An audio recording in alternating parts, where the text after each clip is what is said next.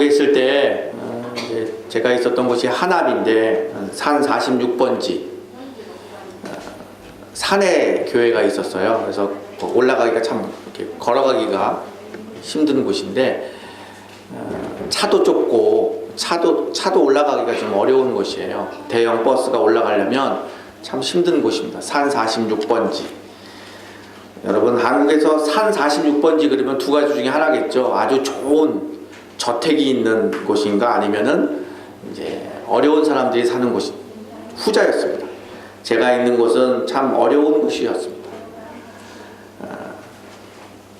교인들의 집에 신방을 가면 연탄가스 냄새 나는 거는 뭐 대부분의 교인들이 연탄가스 냄새 나고, 활동이 부자연스러운 장애인들을 둔 집도 많고, 그리고 일할 수 있는 사람은 할머니밖에 없으셔서 할머니가 하루 종일 박스 주셔서 2,000원, 3,000원 가지고 생활하는 그런 참 어려운 집들이었어요. 그런 집들을 가가고 방문하면서 우리 같이 예수 믿읍시다, 우리 같이 할머니 우리 예수 믿으세요, 이렇게 얘기를 하면 그 할머니들의 입에서 나오는 말씀은 아직 준비가 안 됐어요, 목사 양반 준비가 안 됐어요, 이렇게 얘기를 하셔요.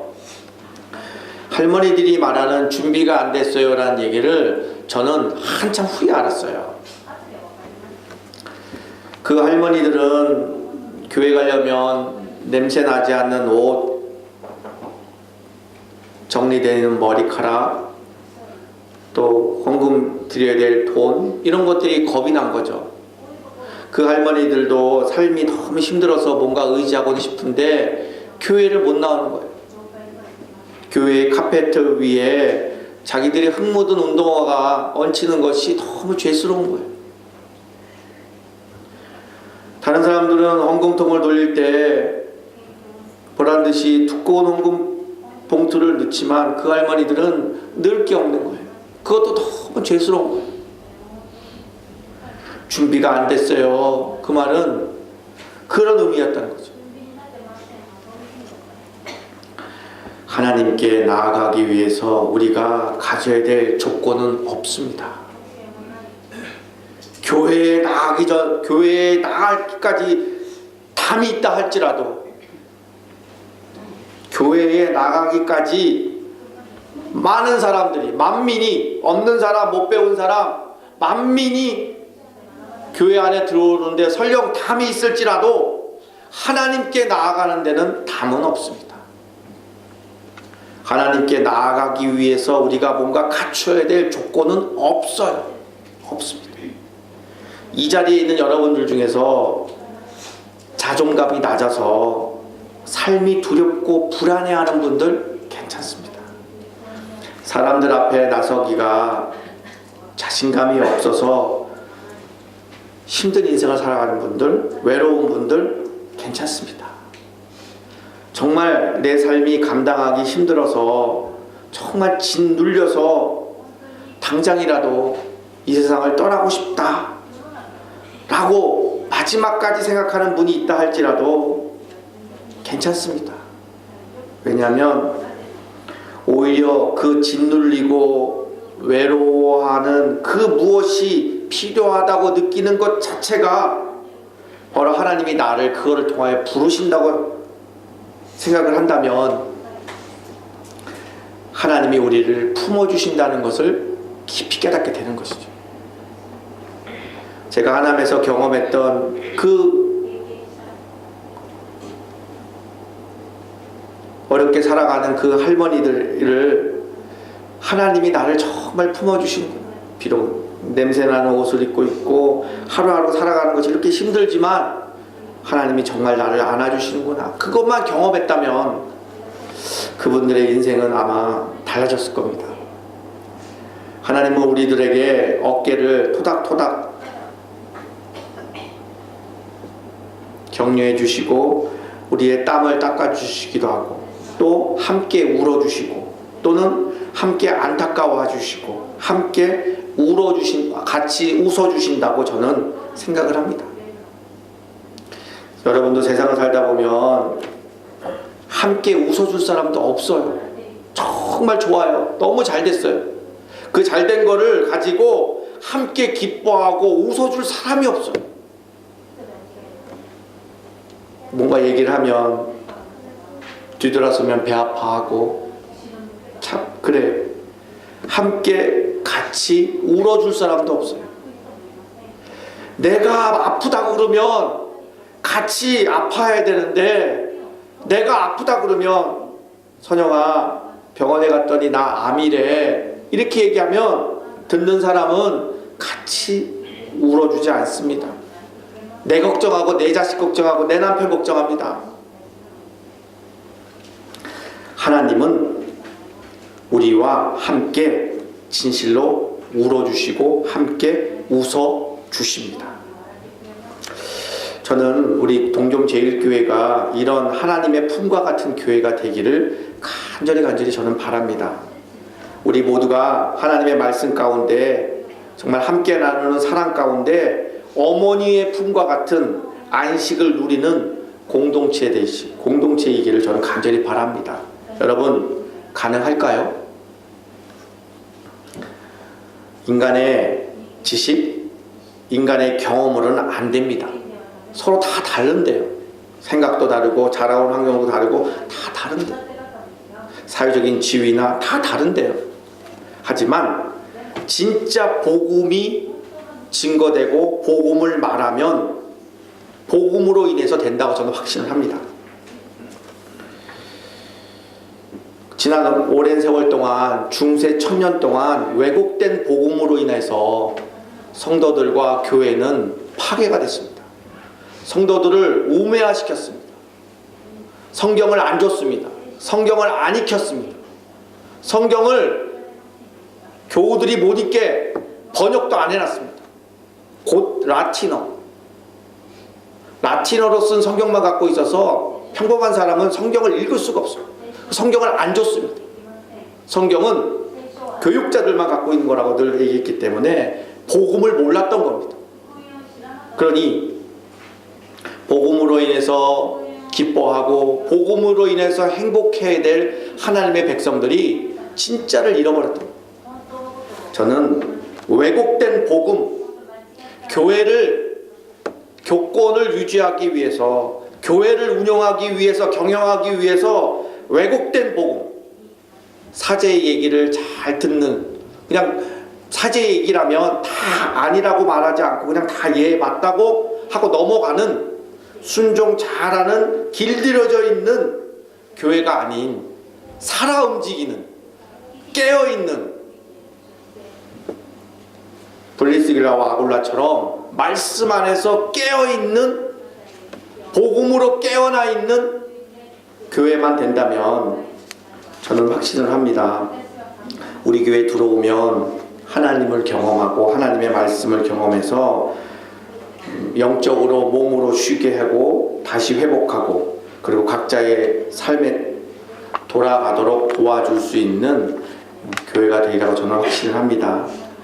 복음과 함께라면, 성경에 나와 있는 그 오리지널 원복음, 왜곡되지 않는 진짜 복음과 함께라면 우리는 더 이상 삶의 무거운 짐에 허덕이지 않고 한 걸음 한 걸음 우리의 삶이 의미가 있고 보람차고 기쁘고 그리고 꿈을 가질 수 있는 복된 여정이 될 거라고 저는 확신을 합니다. 온 세상의 하나님을 우리가 믿고 있지 않습니까? 온 세상의 하나님을 아버지라고 부르고 있는 우리들이 그 아버지의 그 자식, 이렇게는 살아야 되지 않겠습니까? 오늘 마가복음 1장 1절부터 11절 건성건성 읽지 않고 정말 정성 들여서 자세히 곰곰이 잘 읽으면 뭔가 와닿는, 물컥하고 와닿는 것이 있습니다. 하나님에 관한 것들은 많이들 읽고 알아요. 근데 하나님은 몰라요. 성경에 관한 것 대한 책들은 많이 읽어요. 하지만 성경 자체를 우리가 많이 놓치는 거죠. 오늘 성경의 1장 1절에 예수 그리스도의 복음의 시작이다 라고 이제 시작이 돼요. 예수 그리스도가 이 세상에 오신다고 예언한 것은 어제 우리의 일이 아니에요. 근데 오늘 본문에 나와 있는 올 것이다라고 예언했던 분은 세례 요한에 대한 예언이에요. 이사야가 예언했던 내용들을 인용하고 계시는데 1장 2절부터가 이제 구약의 인용 말씀이에요. 근데 이사야는 700년 전의 인물이에요. 그러니까 700년 전에 세례 요한이 올 것이라고 예언했어요. 그리스도의 그 길을 예비할 소리가 올 것이다 라고 예언했습니다. 광야에 외치는 자의 소리가 있어 주의 길을 곱게 할 것이다 라고 예언했죠. 근데 이 세례 요한이 와서 700년 전에 예언됐던 사람이 왔으니까 좀 폼을 잴 수도 있고, 그리고 교권을 잡아서 그야 말대로 좋은 옷을 입고 잘 살 수가 있는 사람이었어요. 그리고 그 당시에 세례 요한을 따르는 무리들이 많았어요. 그럼에도 불구하고 세례 요한은 회개와 세례에 대한 말씀을 하면서 낙타 옷을 입고 메뚜기와 석청을 먹었더라라고 증언을 하시죠. 세례 요한이 말한 회개하라, 그리고 많은 사람들이 나와서 회개했다라고 말씀하셨어요. 뭘 회개하는 것일까요? 거꾸로 복음은 뭘까요?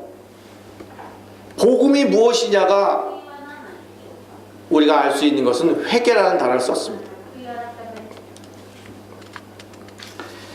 세례 요한은 자기는 물로 세례를 주지만 예수님은 성령으로 세례를 줄 것이다 라고 말씀하시고, 1장 1절에 그리스도의 복음의 시작이다 라고 말씀하시고, 11절에 그 복음이 실체가 드러난 것이 11절이에요. 그 1장 1절과 11절 사이에 세례 요한은 강력히 회개하라고 회개를 촉구해요. 회개는 뭔가 잘못한 것을 반성하라, 그런 말씀이잖아요. 뭘 잘못했다는 것일까요? 그걸 풀어야 복음이 무엇인지를 알 수 있는 것입니다. 사실 뜬금없이 회개하라 이런 건 안 했을 거예요.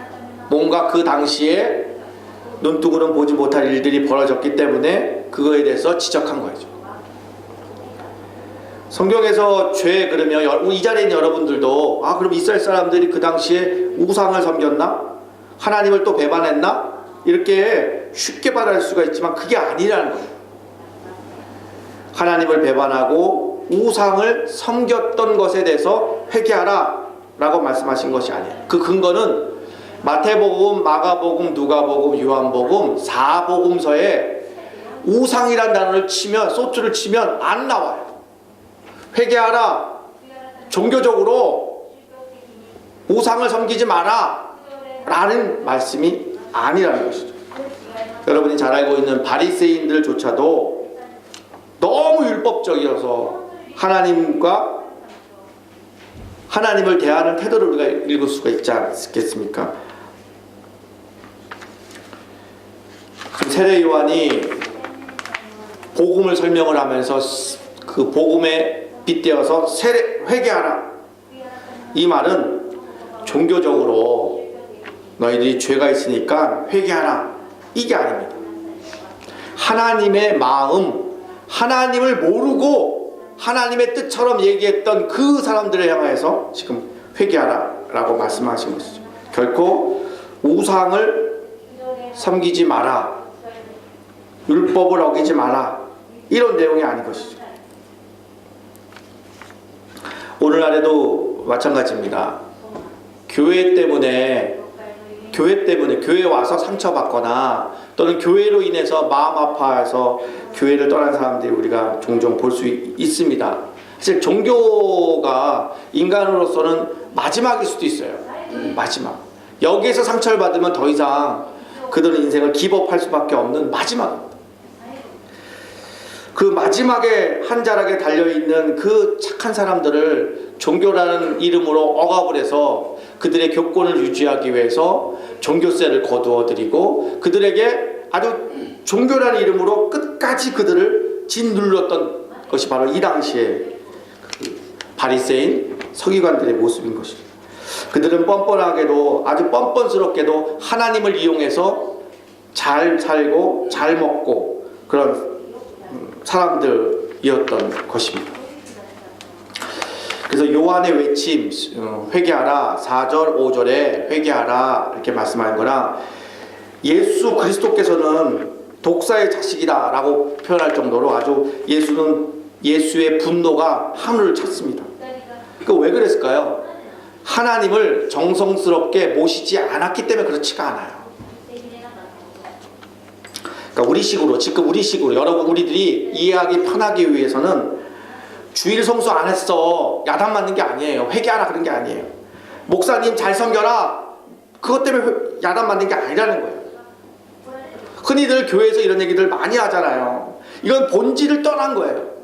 이건 비본질적인 문제예요.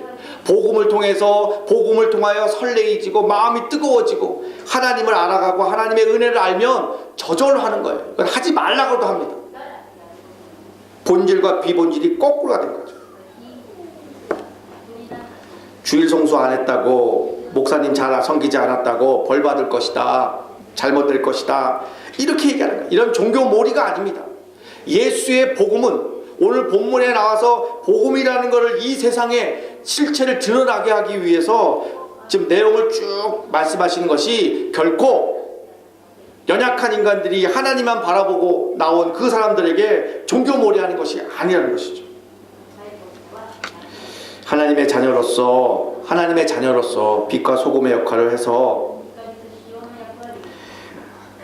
하나님을 향하여서 종교몰이를 해서 하나님만 계속 강조하다가 형제의 배고픔이나 형제의 아픔을 모르는 척 천연덕스럽게 살고 있는 그 당시의 사람들, 종교 지도자들을 향하여서 회개하라 라고 말씀하시는 것입니다. 심지어 예수님은 누가복음에 독사의 자식들아 누가 너에게 일러 장차 올 진노를 피하게 하겠느냐 라고 예수님 경고하시죠. 그래서 이 말씀을 들었던 무리들이 예수께 나와요. 예수님 어떻게 하면 좋겠습니까? 누가복음 3장 10절에서 14절까지 무리들이 예수께 나와서 이렇게 얘기해요. 우리가 무엇을 하리까? 이렇게 얘기해요. 그래서 예수님께서 이렇게 얘기합니다. 옷 2벌 입은 자는 옷 없는 자에게 나누어 줄 것이라. 먹을 것도 있는 자도 그렇게 할 것이다. 이렇게 말씀하세요. 예수님이 말씀하신 어느 대목도 종교적인 것은 없어요. 사실 피조물들은 하나님을 다 믿어요. 성경에 나오잖아요. 근데 그 하나님이 야훼인 걸 모르는 거죠. 여러분 제가 일본인들을 존경하는 게 그들은 하늘을 두려워하잖아요. 기본이 됐잖아요. 그 하늘이 하나님인지를 몰라서 그렇지 하늘을 두려워하잖아요. 아무도 없을 때 혼자 밥 먹을 때도 고마움을 표시하잖아요.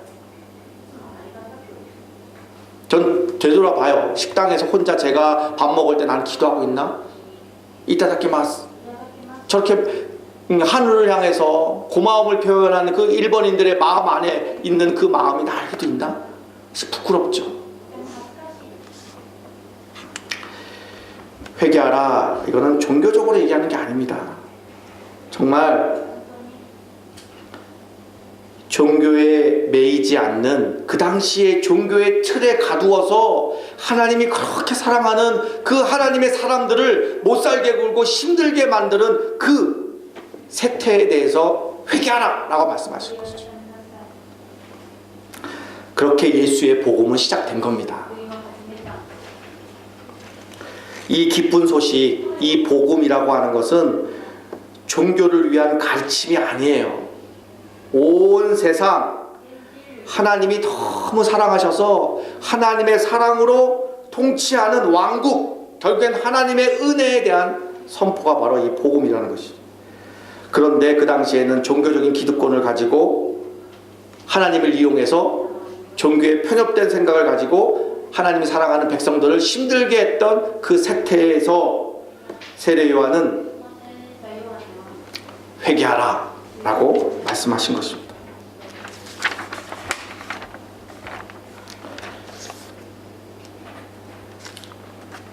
우리는 무엇을 회개해야 될까요? 하나님은 무엇을 기뻐하실까요? 명확합니다. 아주 정확합니다. 복음은 이론이나 먼 것이 아닙니다. 바로 우리에게 와 있는 겁니다. 우리가 주의를 지키지 못한 것, 헌금을 떼어 먹은 것, 그거 회개하라는 게 아닙니다. 진실로 회개하라. 이거는 눈앞에 아파하는 사람들을 외면한 죄, 고통당하는 사람을 조롱한 죄, 그리고 남보다 나를 낮게 여긴 죄를 회개하라는 겁니다. 하나님이 사랑하는 사람들을 적어도 하나님처럼 생각하지 못했던 우리들의 마음들을 회개하라는 겁니다. 하나님을 찬양하고 하나님의 말씀을 읽었던 너희들이 왜 내 마음을 몰라주냐? 라고 얘기하시는 겁니다. 진정 복음의 사람으로 거듭나면 우리가 이것을 다 깨부실 수가 있습니다. 종교의 틀에 매여 있어서 사람을 정죄하고 믿음이 없다, 기도 못한다, 헌금을 적게 한다, 손가락질하고 그런 것을 다 이제는 거둘 수가 있습니다. 종교로 인하여 사람을 죽이거나 종교로 인하여 인생을 망치는 것이 아니라 정말 들끓는 하나님의 마음, 인생들을 사랑하시는 그 들끓는 하나님의 마음으로 인해서 서로 사랑하고 서로 아껴주고 서로 봐주는 그런 왕국을 꿈꾸시는 것이죠. 그게 가능할까요? 가능합니다. 복음이 내 영혼을 치고 복음이 내 심장을 치면 가능합니다. 복음에 관한 것들, 복음에 관한 이야기들은 안 됩니다. 수천 년 동안 안 된 이유가 바로 그겁니다. 오리지널 복음, 예수 그리스도, 성경을 들어야 합니다. 동경제일교회의 강대상이 더욱더 거룩해지고 더욱더 순수해져서 이것을 통하여 순수한 복음이 증거가 되고 왜곡되지 않고 진실한 복음이 증거되기를 저는 간절히 소망합니다. 여러분도 복음으로 인하여 복음의 사람으로 진정 거듭나길 바랍니다. 50주년을 앞두고 있는 우리 교회가 진실로 복음의 능력을 갖고 있고 복음의 힘을 갖고 있는 아름다운 교회가 되기를 저는 간절히 기도합니다. 마산에서 진짜 있었던 일이라 그래요. 마산에서 교회를 섬기고 있던 부목사님 한 분이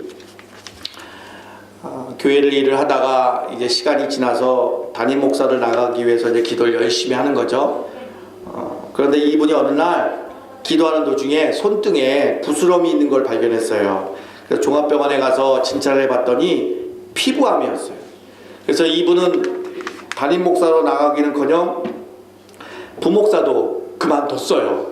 그리고 집에서 요양을 하고 있는데 친구가 미국으로 급히 유학을 떠나면서 이 친구, 피부암에 걸린 친구를 추천해 줬어요. 그래서 이 피부암 걸린 분이 이제 그 교회를 가게 됐는데 교인들은 담임 목사님이 추천해 준 분이어서 잔뜩 기대하고 주일을 기다렸어요. 근데 막상 주일이 되자 목사님의 모습을 보고 교인들은 다 깜짝 놀란 거예요. 실망을 했어요. 머리털은 다 빠지고 뼈만 앙상하게 남은 암 환자였어요. 그래서 이제 이분이 설교가 끝나고 나서 청빙위원회에서 이제 회의를 합니다. 그때 어느 분이 일어나서 이렇게 얘기합니다.